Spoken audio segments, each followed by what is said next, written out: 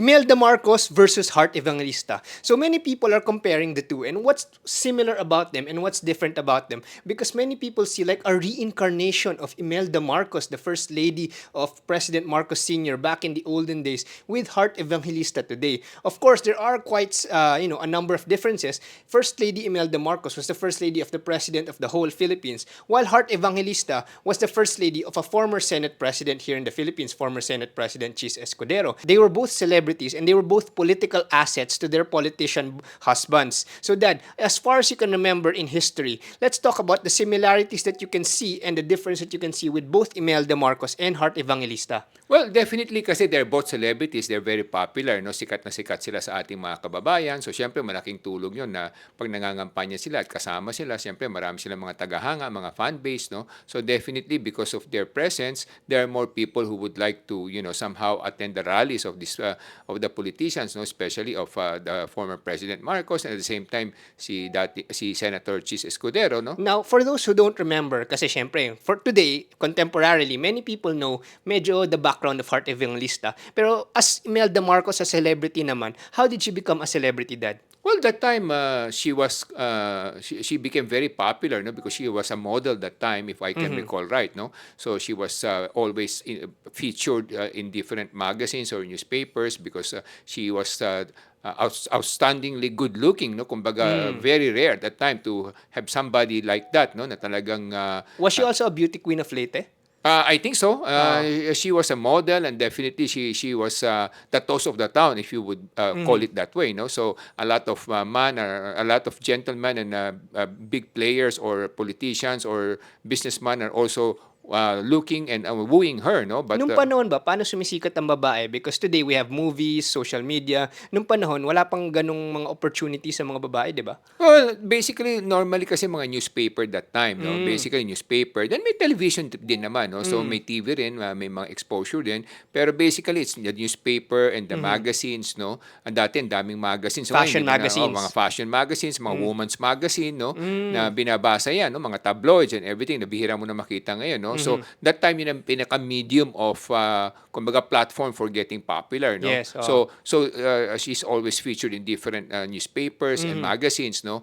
Because that time she's uniquely tall for a Filipina, no? Her height is quite kumbaga unique, no? So More than the average Filipina. Kumbaga sabi nga nila, height is might, no? May mga kasabihan gano. So because of that, and at the same time she has well proportioned body, her face is really uniquely beautiful. So that's what people remember of her, no?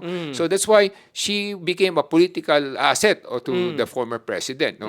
So talagang malaki rin na itulong niya as far as campaigning is concerned. Not only that, she's very kumbaga hardworking when it comes to campaigning, no? She's really always there, promoting and propagandizing for the president, former president, no? So she really did a very good kumbaga contribution to the political success of former President Marcos.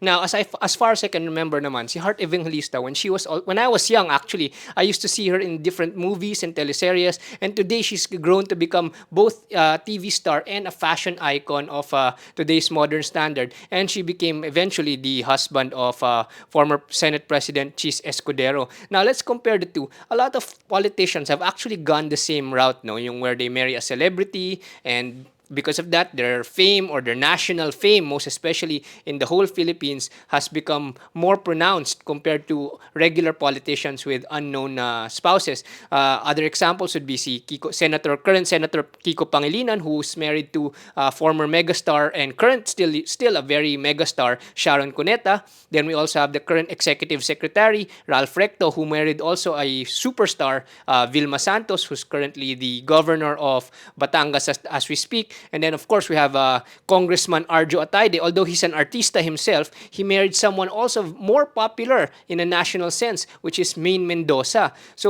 And then, of course, there's the perfect couple of Leyte that we talk about, si Mayor Lucy Torres and Congressman Richard Gomez. Now, why does this route keep appearing throughout history? What do you see is the pattern here, Dad? Well, basically, there's an advantage kasi if you're a celebrity or if you're a superstar, superstar or you're somehow a movie star, no? Because there's already a name recall as far as people are concerned.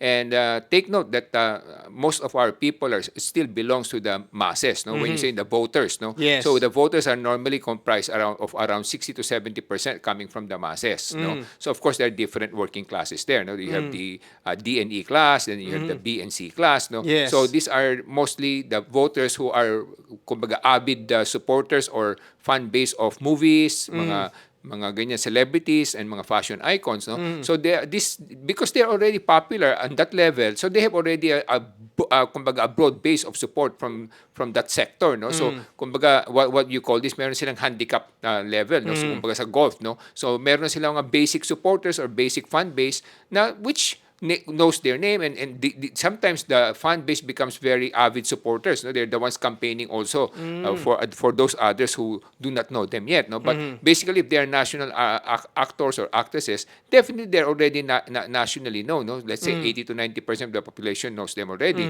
and then they have, let's say, a fan base of 30 to 40%. So definitely because of that, they have an edge already in terms of being voted in office, no? And of course that's their next kumbaga direction in career life, no? Because normally when a celebrity or an actor actress grows to a certain age, they have less movies na, they have less exposure to the different sectors because the younger ones normally take over their place, no? So they move on to the next level, which is politics, no? So it's very kumbaga convenient for them and at the same time enticing for them to get into that field because they have already a popular base, a support base, and at the same time because they are good looking, no, mostly they become celebrity or actors or actresses because they are either handsome or exceptionally beautiful. So because of that, people of course would be enamored, no? And they would be more inspired to support them or vote for them compared to somebody who's not really known or who's not as good looking as them, because siyempre at the end of the day, what's the kumbaga voters preference, no? Number one, of course, a name that they already know, the popular name. Number two, a name that they already admire. And then number three, someone they really look up to or you know they idolize, no? So because they're good looking or they Yes. fantasize about. So those three factors are normally quite a good ingredient already. They're the right recipe already for being voted in office. So that's why a lot of actors and actresses eventually they get into politics, no? Not all of them, but a lot of Or them get do, married to or politicians. get married to politicians because if either way, no, either way, because it becomes a mutual symbiotic relationship, no. Kumbaga, there's a 1+1 there, no. So because you have, if you're a politician and then you marry let's say a celebrity, it really helps you build a bigger base, no. Because normally when you go to a rally or when you go campaigning, it's so hard to draw the crowd to come to see you. Yes, But if you are bringing in a husband or a wife who's a celebrity or a popular actor or actress, definitely you can easily bring the crowd to watch you or to come to your rally. And from there, the word will spread around because of them. No? So that's the advantage. Talking about Imelda, before she got married to President or Ferdinand Marcos back in the day, was she already nationally known? Well, I would not say that she was nationally known at that time, but definitely she was quite known, no? And at the same time, of course, there are a lot of rumors that she used to be somehow involved with the former mayor of Manila. So that, again, it helps also contributed to the popularity of her presence and reputation. But again, during that time, she was exceptionally in the right place and the right time, no?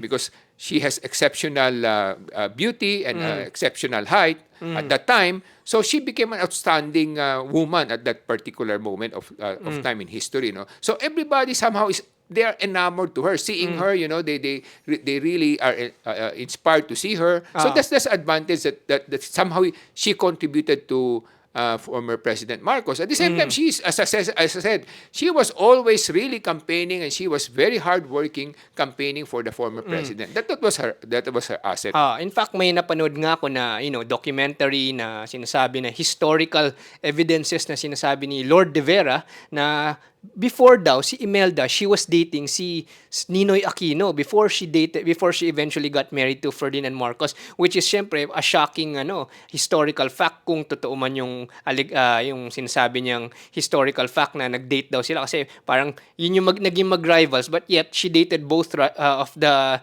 left and the right. Kumbaga, do you remember any of that? Well, I heard about that too, but as I said, because she was quite an exceptional, good-looking woman at that period of time, definitely a lot of politicians, businessmen, or gentleman who are really wooing and courting her kumbaga, her uh, support, no, or her love or her affection. So that's the issue there that time. So that's why she was the toast of the town, as I said, so she was. I remember first time I shook her hand, I was, I think, around 9 or 10 years old, and I was really very impressed with her. I said to myself, wow, what such a gorgeous woman I have ever met in my life. No, Oo. but I was 9 to 10 years old that time. I cannot forget that experience because she was visiting a hospital that time as a guest speaker, and we were there because my mom was a doctor. So Oo. when I shook her hand, I was really surprised, and until now I cannot forget that moment, no, because I was so amazed with her beauty that time when I was a young kid. No, so that's the reason why she has also that kind of aura, or let's call it a charisma. So that's why I think it really helped former President Marcos in terms of winning votes. And yung sinasabi nga nila, well, today, no, sinasabi nila yung mayroon dance, entertain, and amuse, make noise, dim na mga political campaign style na sinasabi ng isang political analyst na yun yung ginagawa. But apparently, back in the day, I saw videos where the former president and Imelda Marcos were singing in tandem, parang nagdo-duet sila in front of the crowd. Yes. Sila ba nagpauso nun o nagsimula ng ganong style? Hindi naman, but it was very memorable. Until now, I can remember those moments, no? Yung dahil sa'yo, no? They really love to sing that song, and it became popular, they became so popular with that song, no? It was identified with them in dahil sa'yo, no? So yun, no? So yeah, it really helped because, especially people, voters would like to be wooed. They also like to be entertained. Sino kumanta nun dahil sa'yo? Well, I can't remember the one parang who wrote lumang that. artist na. It's an old song, Okay. but they really, sang it well between the two of them. So that's why they became very identified with that song. Now, let's talk about the differences naman kasi also you've been able to see the growth of Heart Evangelista since the 2000s till today. Now, what can you see are the differences between both Imelda Marcos and Heart Evangelista? Well, of course, there are marked differences, no? Because Imelda Marcos was really has been really, I would say, a political kumbaga, engaged person or woman, no? So she really loves the politics. So we can see her, we can see it during that time. No, she's really very much involved when it comes to politics and in terms of campaigning. No, so Hart naman is more of like support. No, she's just supporting Senator Chis Escudero in the campaign, but not really actively engaging on her own for Chis Escudero. So she's more of like support player, no? So like a supporting cast to Cheese. Imelda was really playing like a principal actress and to a Fellow principal lead actor. star. Parang fellow lead star siya, no? When it comes to political campaigning, political exposure, she was very, very active. And I was looking at the past, yung mga sinasabi ng mga political historian, na she was also dealing with other political leaders, not just locally and abroad. And she was even traveling by herself to deal for Ferdinand Marcos. Was that true? Yes, correct. No, I can remember during that time she was very instrumental in trying to establish peace with Libya, no, and with under Colonel Muammar Gaddafi, no, because at that time Libya was rumored to be supporting the Muslim rebels in the Mindanao area. So I think, if I can recall right, the president assigned her or gave her a mission to be the ambassadress to Libya to be able to somehow pacify Gaddafi, not to be supporting the Muslim rebels in the country. And I think she was very successful as far as that's concerned. And not only that, even to China, no? I remember she was a visitor of Mao Zedong, and she was able to somehow build a good relationship with China because of her being an ambassador, special envoy to the president, no? So she was very active in politics, and she was very active in diplomacy also, no? So that's what she has been doing. So she really likes the job, as you can see. During that time, she's really kumbaga engaged in doing her role as the wife of a politician and a president, no? Hart, I think, is more of like a support role, no? She's more active still with her career, but she's just helping Cheese during campaign period, no? So those are the two differences, no? And of course, likewise, when Imelda was also very much engaged in governance, no? She was appointed, I think, MMDA head at the time. She was a MMDA head, and at the same time, she was very active in building a lot of projects, no? Like the Cultural Center, the Folk Arts Theater, the Philippine Heart Center. These are all somehow her initiatives during that time, no? So she has been very, very much engage in government and at the same time in the political life of the president, former president. Ngayon, marami mga nagko-comment about yung mga people who marry celebrities then run for politics, no? Marami nagsasabi, nababasa ko sa comment section of different mga political celebrity relationships na medyo may pagka-user daw yung mga political people na to na may ambition to run for politics. Anong masasabi mo dito, Dad? Well, sa akin naman kasi at the end of the day, a relationship is always based on mutual, kumbaga, Utility. benefit or Oo. utility. No? So, to be frank about it, is, of course, between the two couples, if there's no use for the other couple to the other couple, so basically, even if there's attraction, it will eventually wane down. No? It will eventually die down. So, Oo. definitely, there should be symbiotic relationship. No? So, Oo. the other party must be able to help the other party. Unless, of course, the other party is incapacitated. That's another story. No? But the most important thing here naman, hindi lang naman yung gamitan na sinasabi natin. No? Ang kailangan yung may pagmamahalan din. Yeah, Because exactly. if there's real sentiments there, then I think there's nothing wrong with that. No? Because we are all just but humans. Di ba? And syempre, if you're a politician and you meet a celebrity, normally that celebrity would be somehow good looking or else he will not be a celebrity or he will not be a celebrity. Either way, no? So if you're a woman, you got involved with the celebrity who's a handsome, good looking guy, it's very normal that there's some attraction there. No? The only question is whether that relationship will blossom into something more fruitful. Di ba? It normally becomes fruitful if there's mutual benefit between the two of them, di ba? No, ganun naman ang buhay eh. Yeah, in fact, ito yung personal analysis ko diyan. All relationships naman are basically utilitarian based. And now even if the woman is not basically, or both of them are regular people, even if they're not political or celebrity,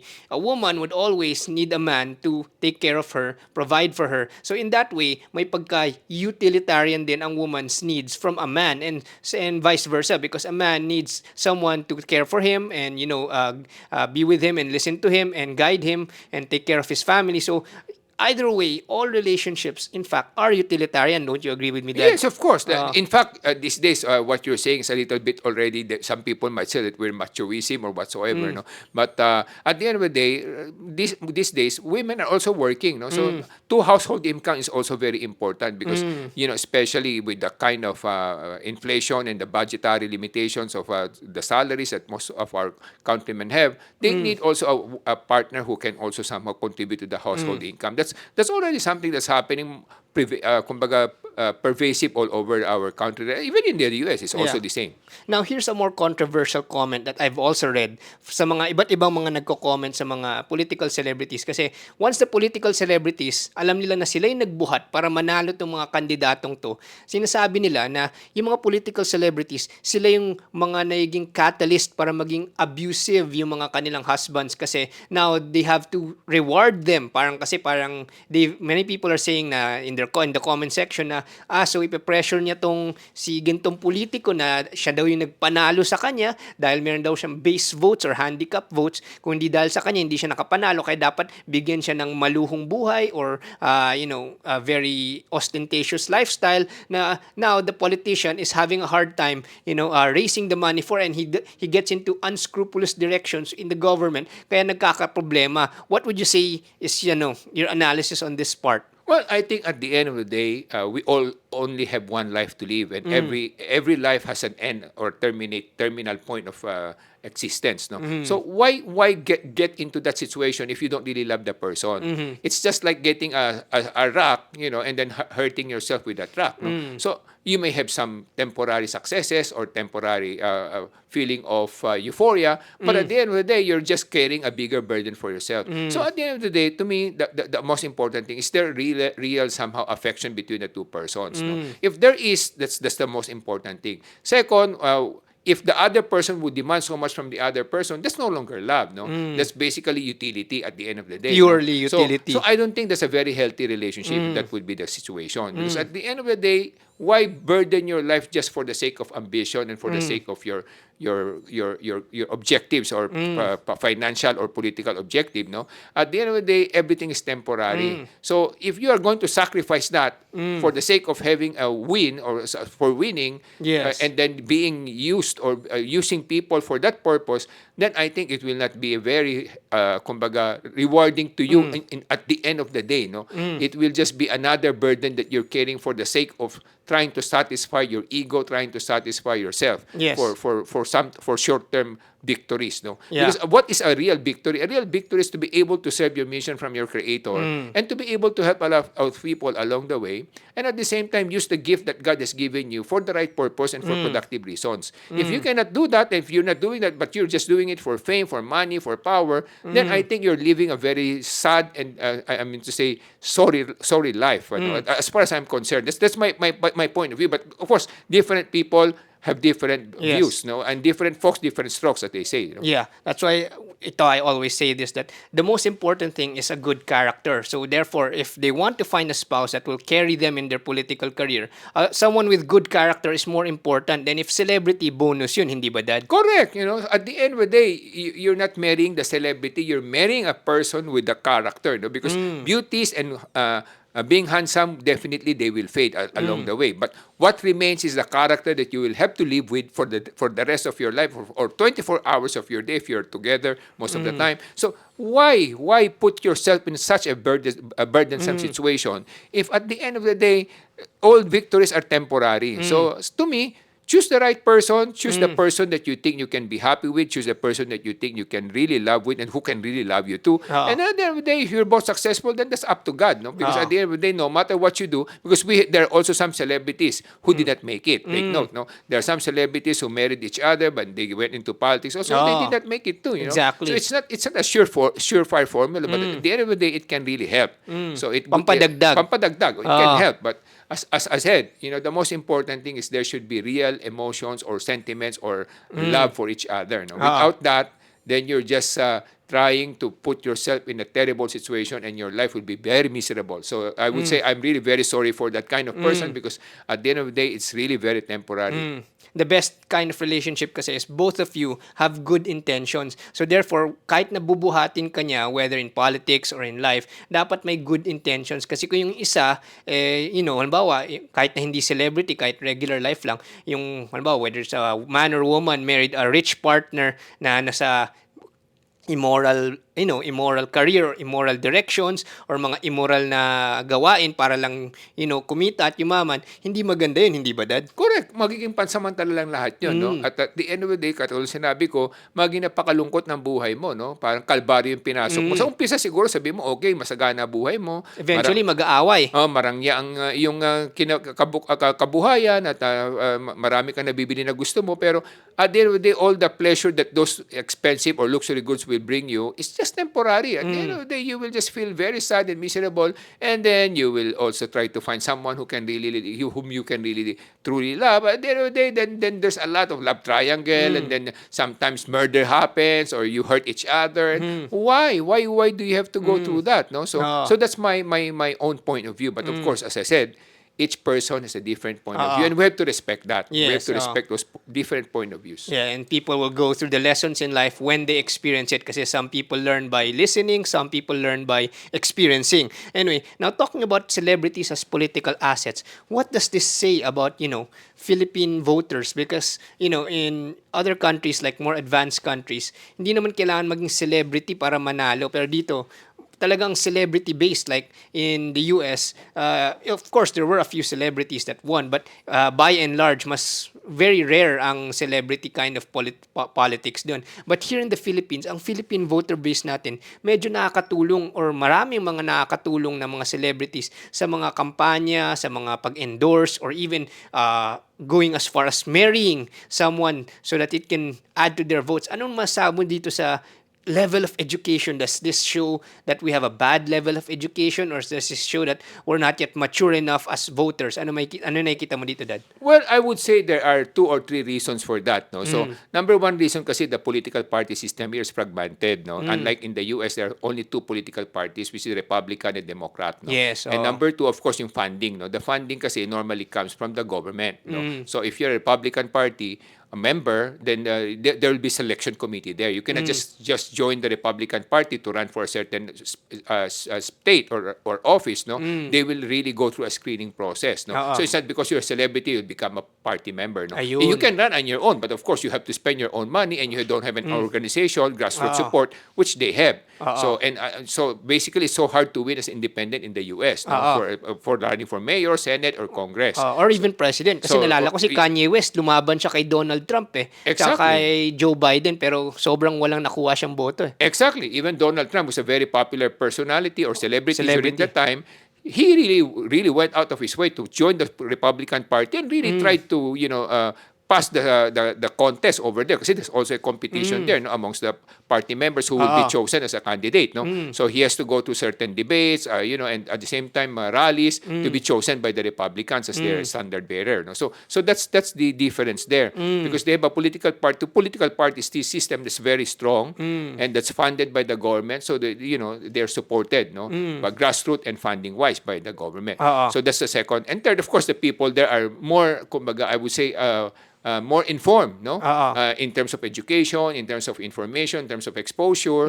They're really trained as a young kid to become more informed, to be better educated, to be better knowledgeable. So they are able to choose their candidates better. So that's also the one thing that's our weakness in our country right now, because I would say 30 to 50% of our people, both especially from the rural areas, definitely they have lack of information. So whatever information they got, so if you're a celebrity, that's definitely they will somehow get to know you. But if you're just another politician, even if if you are well intended, Well, good intentions. with good intentions, and you are very kumbaga qualified, normally they wouldn't choose you because they don't really know you, and they're enamored with the other person who is more popular than you, and because they see them in the new movies or in the TV or they hear them in the radio, so definitely they have an edge already, compared to another politician who doesn't have that kind of exposure. So masabi mo dahil kulang sila sa research or hindi sila nag-effort mag-research, ang root cause nito is yung educational quality na meron tayo sa ating bansa ngayon? Yes, correct. Isa pa rin yan. Kasi sa ating mga classrooms, no, when you go to